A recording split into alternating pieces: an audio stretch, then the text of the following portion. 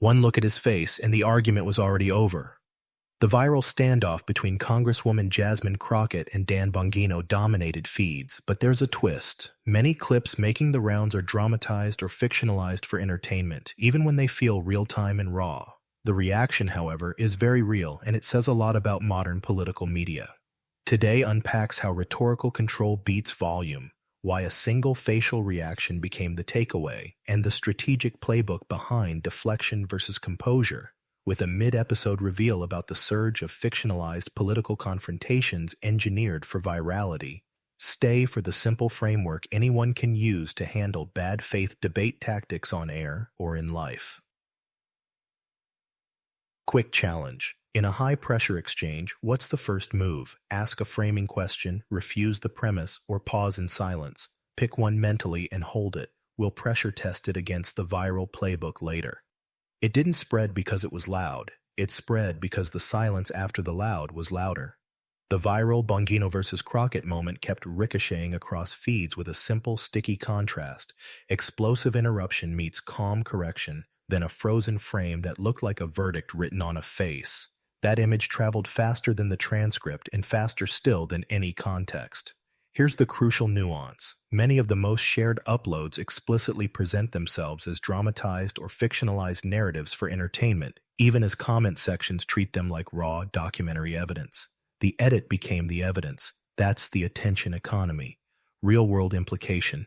When viewers encounter a heated, personality-driven clash, attention is magnetized to nonverbal cues, jaw tension, a blink, the millisecond smile, because those read as instant credibility signals in a storm of words. On replay, volume feels less. It's like strength and more like a loss of framing. That's why the memeified still image carried the day. It suggests composure won the room, and therefore, the argument. Actionable takeaway. Do not mirror chaos. Reset the tempo with one calm, scope-setting sentence. Let's be specific. What's the exact claim in your source? That single line shifts burden of proof, slows the cadence, and telegraphs command without heat. Prepare 3 such 12-word lines in advance for hostile exchanges. Brevity bites. Loudness can feel like power in the room, but on replay it often reads as lost control, while framing quietly decides what audiences remember and share. In heated exchanges, the side that defines terms, narrows scope, and sets the burden of proof tends to own the edit and the after-conversation, because clarity clips better than chaos. Viewers subconsciously treat structure as credibility. A calm sentence that names the claim and requires a source reframes the confrontation from dominance theater to evidence and process. That shift changes incentives on both sides, because the moment becomes about receipts, not rhetoric. Frame the terms, then answer. Here's the practical pivot. Lead with a boundary that shapes interpretation before facts flood the zone. Before answering, let's agree on the exact claim and your source. That line does 3 quiet things at once. It slows cadence, it relocates the burden of proof, and it signals command without heat. Use short, stackable clauses that survive interruption and editing, and avoid joining a volume contest that no one wins on playback. Editability is persuasion. Prepare 3 12-word lines that set scope for data, values, and process so any curveball routes into a lane where evidence lives. Brevity bites. Actionable takeaway. Never argue volume. Argue structure. Open with a scope-setting sentence. Require the source and only. Then provide a concise numbered response. Frame first. What happens when a dramatized showdown is treated like documentary evidence? The result is a feedback loop where entertainment clips, often labeled as fictional or staged in their original uploads, are stripped of context in reposts and then used as rhetorical ammo in unrelated debates. That's how a single high-conflict segment can morph from narrative to proof, accelerating outrage while bypassing verification norms. The incentive structure rewards spectacle, not sourcing, so the loudest format gets the farthest ride. That's a distortion. It reshapes what people think they saw. The real-world cost appears in 3 places. First, secondary edits frequently remove disclaimers, collapsing the distinction between commentary and reportage. Second, algorithms privilege high-arousal visuals, so nonverbal cues get overweighted as verdicts. Third, downstream discourse treats virality as corroboration, which it isn't. In that environment, even savvy audiences can be nudged into sharing clips that feel true rather than clips that are verified. Emotion outruns evidence. That's by design. Actionable takeaway. Adopt a 3-step hygiene check before engaging or sharing. Step 1. Find the original upload and read its title, description, and on-screen text for any disclosure about dramatization or narrative framing. Step 2. Scan comments and channel descriptions for format labels like satire, dramatization, or for entertainment. Step 3. Look for independent reporting or primary source transcripts that corroborate the described exchange. If any step fails, treat the clip as opinion content, not evidence. Verify first. Why did a single facial reaction eclipse 1,000 words? Because when exchanges get hot, audiences lean on micro signals, jaw tension, blink rate, the half smile to decide who's in control. Nonverbal cues compress judgment. They function like instant verdicts when audio turns combative and overlapping. In high arousal clips, viewers subconsciously equate stillness with confidence and visible agitation with narrative loss. That's why the memeable still image traveled faster than the transcript. It distilled who owned the moment into one frame. On replay, composure reads as credibility, and credibility becomes the story. The camera rewards calm. That's predictable. Here's how to operationalize it. Rehearse a neutral resting face and smooth blink cadence, then anchor breath in the diaphragm to reduce shoulder movement and vocal strain. Keep the chin level, avoid eye darts, and nod only when acknowledging terms, not conceding points. Small tells, lip presses, micro grimaces, scoffs become thumbnails, and thumbnails become narratives that outrun any later clarification. Treat every second as screen grab risk. The still frame is the message. Actionable takeaway. Script nonverbal baselines before the first word. Choose one posture cue, shoulders down, one breath cue, inhale for 4, exhale for 6, and one facial cue, soft eyes, closed mouth, micro smile. Pair them with a single line that slows cadence without signaling defensiveness. I'll answer directly after we define the exact claim. Practiced calm isn't passivity, it's agenda control. Train the tell. Here's the quiet superpower in hostile exchanges. Don't answer the loaded question. Surface and correct the premise first. When accusations come wrapped in assumptions, replying directly cements the frame and hands over narrative control. Instead say, that premise is inaccurate. Here's the exact claim you're making, and here's what the record shows. This move flips the burden of proof and forces specificity, which cools temperature and clarifies stakes. It's not avoidance, it's precision. The point isn't to win volume, it's to win definitions. That's where pursue. Asian begins. Define the ground before playing the game. Real-world implication. Refusing a flawed premise prevents conversational traps like moving goalposts and gish gallops, where a barrage of half-claims dilutes any single fact check. By narrowing scope, one claim, one source, one answer, attention shifts from personality to verifiability. Audiences reward that discipline on replay because it survives editing and feels fair. Specificity reads as honesty, while vague heat reads as spin. It's a credibility trade-up. Calm is contagious. Actionable takeaway. Deploy a 3-step template under pressure. Step 1. Name the premise. You're claiming X. Step 2. Limit the scope. Let's address X, not Y and Z. Step 3. Require the source. Cite your evidence, then I'll respond in 2 parts. If no source, say. If there's no source, let's retract X and proceed. Keep a pre-written 12-word line ready. First, define the claim and source. Then, I'll answer directly. Premise first. Ever notice how serial interruptions don't just derail sentences, they erase working memory? That's the point. Stack enough cut-ins and a speaker loses thread, time, and perceived credibility, even if every fact is correct. Interruption storms especially target guests who threaten the host's frame. They weaponize cadence to force mistakes, not truth. The fix isn't louder lungs, it's rhythm and rules. Say, I'll finish this thought, then I'm glad to hear yours, and resume with a numbered structure. 1, 2, 3. Numbers are interruption resistant. They give listeners anchors, and anchors become edits. Structure beats noise. Real-world impact. Audiences map fairness onto form. The voice that proposes clear turns, time boxes, and a simple sequencing, I'll answer in 2 parts, scope, then evidence, reads as the adult in the room. That perception survives clips and captions because viewers can track a list even under crosstalk. Meanwhile, Repeated overtalk looks like fear of facts and erodes sympathy on replay. In the economy of attention, clarity is the currency.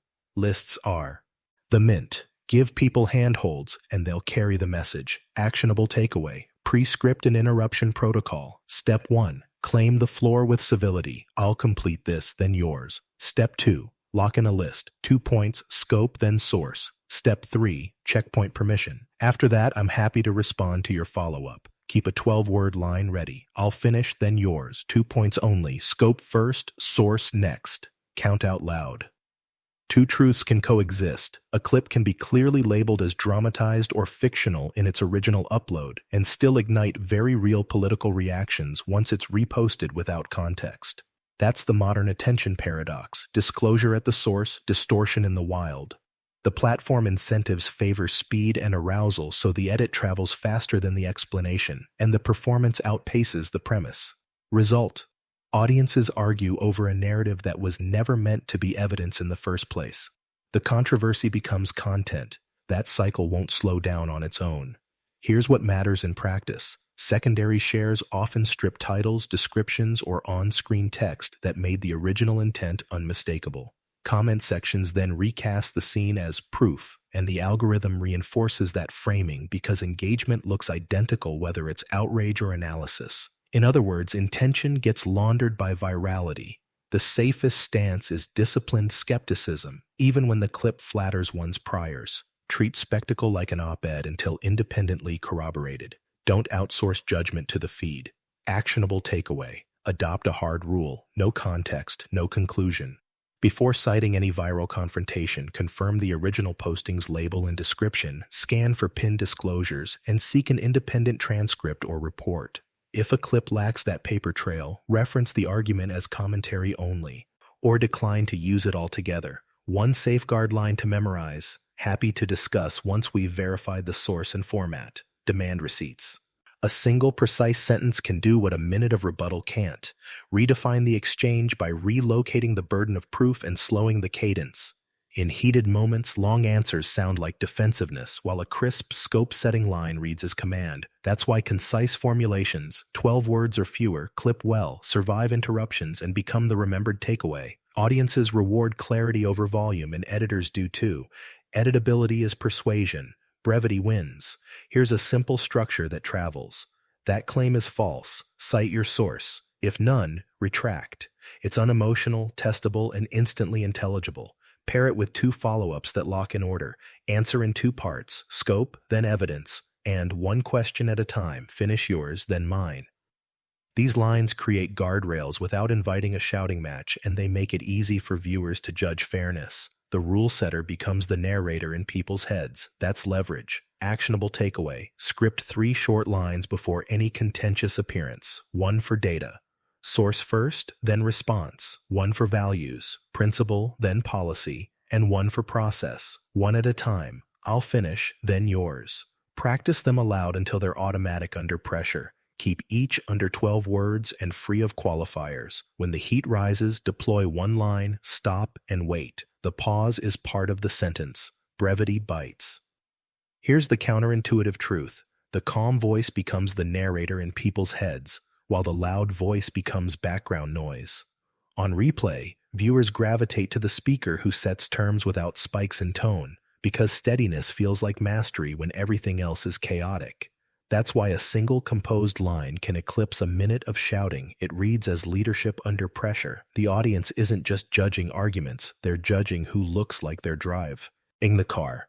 Control looks like credibility. Credibility wins edits. The real-world effect is measurable in how clips are shared. The moment that survives is the one with a clear structure, not the one with maximum volume. A calm cadence, short sentences, deliberate pauses, numbered points creates handholds that editors and audiences can lift into standalone moments. Meanwhile, visible agitation gets reframed as insecurity, even if the underlying point is strong. Perception outruns logic when emotions run high, so nonverbal consistency becomes a strategic asset. Composure is a message. It lands first. Actionable takeaway: decide the emotion the footage should transmit before the first word. Then perform it with 3 constraints: sentences under 12 words, 1 beat of silence after key claims, and a 2-part answer frame. Scope, then evidence. If tension rises, repeat the frame rather than the point. The frame is the message. Surprising insight. Never fight over volume. Fight for structure. The fastest way to reset a spiraling exchange is to publicly name clear rules before substance. 2 parts from me. Scope, then evidence, then your full reply. That single sentence reframes the encounter from a dominance contest into a process the audience can judge. When a speaker proposes order, viewers map that to fairness and credibility, and the camera follows suit. The person who sets rules looks like the referee, not just another rival. That changes the edit. Order signals leadership. Real-world impact. Structure inoculates against gish gallops and gotcha pivots by limiting the field of play. A simple turn-taking agreement, state the claim, cite the source, receive a 2-part answer, shrinks the space for derailment and forces clarity without heat. Even if the other party ignores the rules, the audience still sees who offered a fair process. That perception is sticky on replays. Where calm scaffolding outperforms frantic soundbites. Process persuades when facts are contested. Viewers reward rules they can follow. Actionable takeaway. Script a 3-line protocol and deploy it early. Line 1. Let's set terms, 1 claim at a time. Line 2. I'll answer in 2 parts. Scope, then evidence. Line 3. Your full reply right after. If interruptions persist, repeat the protocol verbatim rather than raising volume. Pauses are part of the tactic. Keep a 12-word anchor ready. I'll set the structure, 2 parts from me, then your reply. Frame the process. Here's a line to steal. Composure isn't passivity, it's command of the agenda. That simple idea explains why the calm side so often owns the replay. The audience associates steadiness with control and control with credibility. Editors follow clarity, not clamor. If a message can be lifted out cleanly, it will travel farther than any shouted paragraph. The composed speaker becomes the organizing principle of the clip. That's leverage. Consider the mechanics. Speak in modular Lego blocks. Short, self-contained sentences that stack into a clear sequence. Use 1 claim, 1 reason, 1 example, then pause. That cadence survives interruptions and jump cuts, and it's easier for listeners to recount accurately. Meanwhile, sprawling answers invite selective edits and misread intent. Clip resilience is strategy, not style. Make clarity the default. Actionable takeaway. Script a quotable spine before going on air. Draft 3 crisp lines, your core claim, your reason, and your consequence, each under 12 words. Practice with a metronome-like pause between lines to create natural edit points. Add 1 proof point that can be stated in a sentence and 1 story in 2. If pressed, repeat the spine verbatim rather than improvising. Repeat to reinforce. The easiest trap in a heated exchange is mirroring the other person's intensity, raising volume to match theirs, speeding up to keep pace, or letting sarcasm answer sarcasm. It feels like strength in the moment. But on replay, it scans as loss of control, and it erases the contrast that earns audience trust. Mirroring heat muddies accountability. It blurs who escalated first and hands editors an excuse to both sides the meltdown. That's the trap. Don't spring it. Use pace and lead instead. Mirror the concern, not the intensity, then pivot to terms and proof. For example, this matters and precision matters too. Here's the specific claim on the table. That validates stakes without adopting chaos. Once concern is acknowledged, lead with structure, scope, then evidence, so the exchange shifts from dominance theater to verifiability.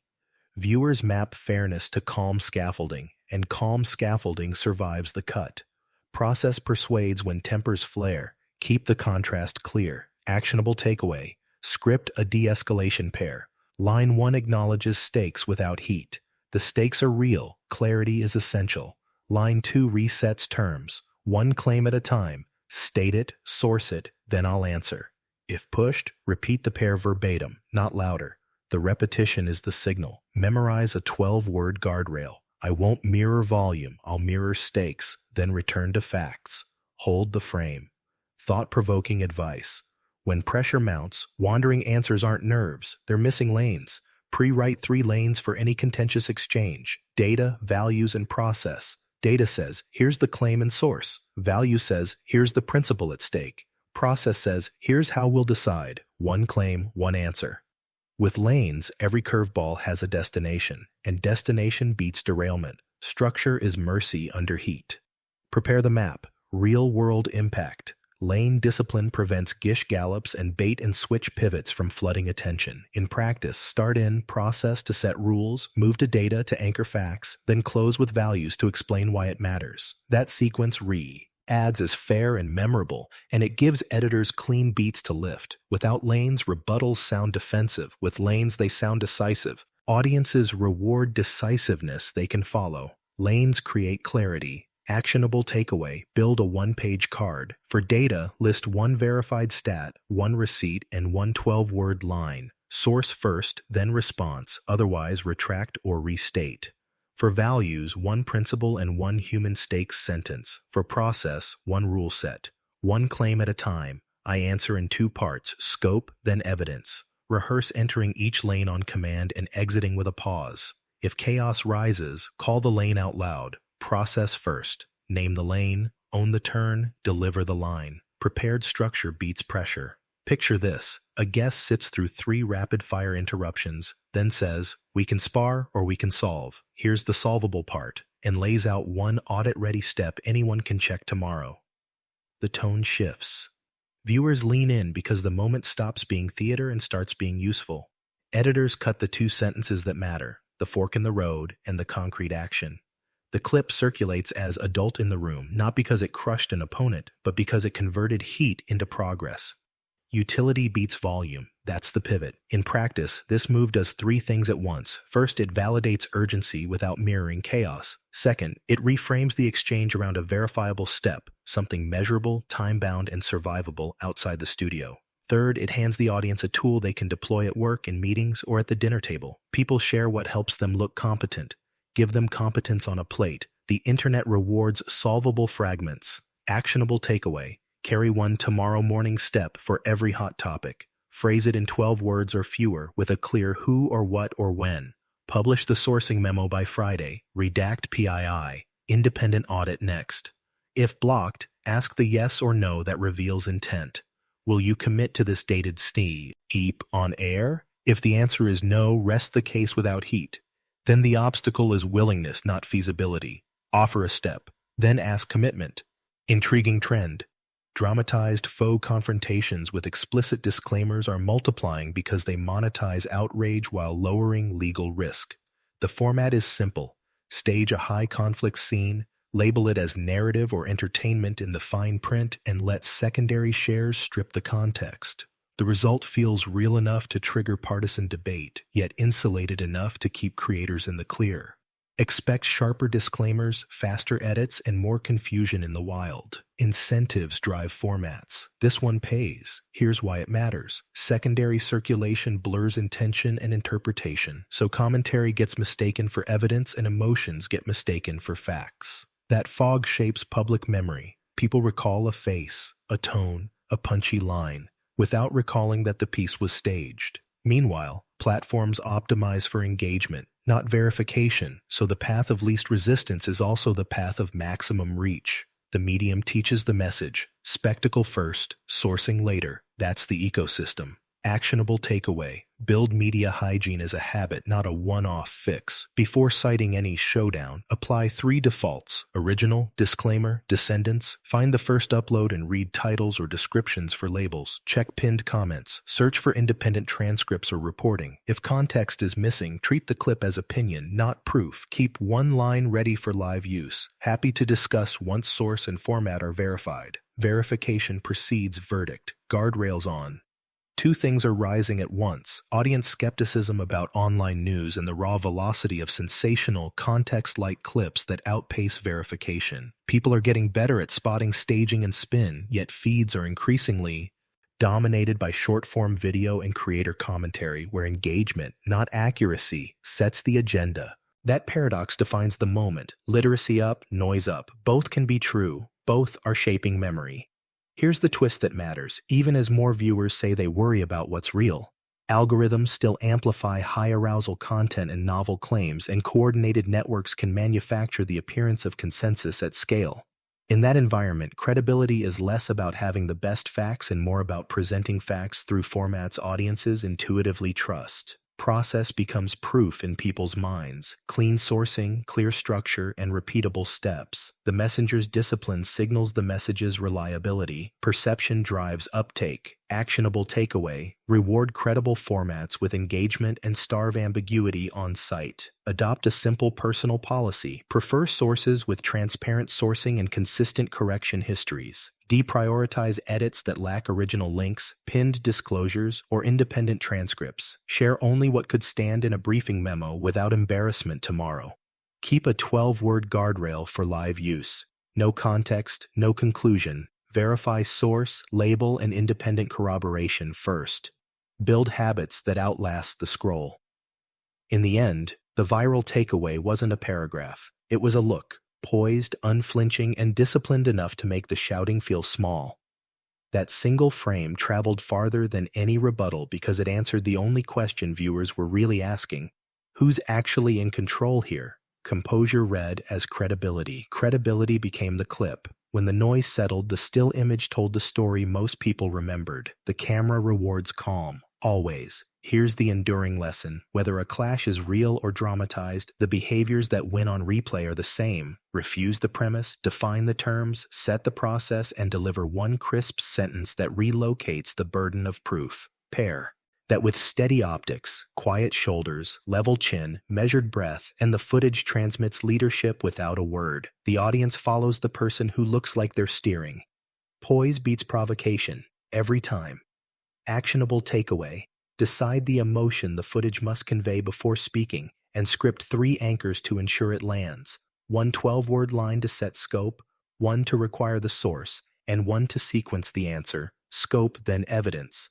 Rehearse a nonverbal baseline, soft eyes, still jaw, diaphragmatic breathing, and hold it through interruptions. If chaos spikes, repeat the frame, not the volume. 1 claim at a time, source first, then response. Decide the message. Perform the calm.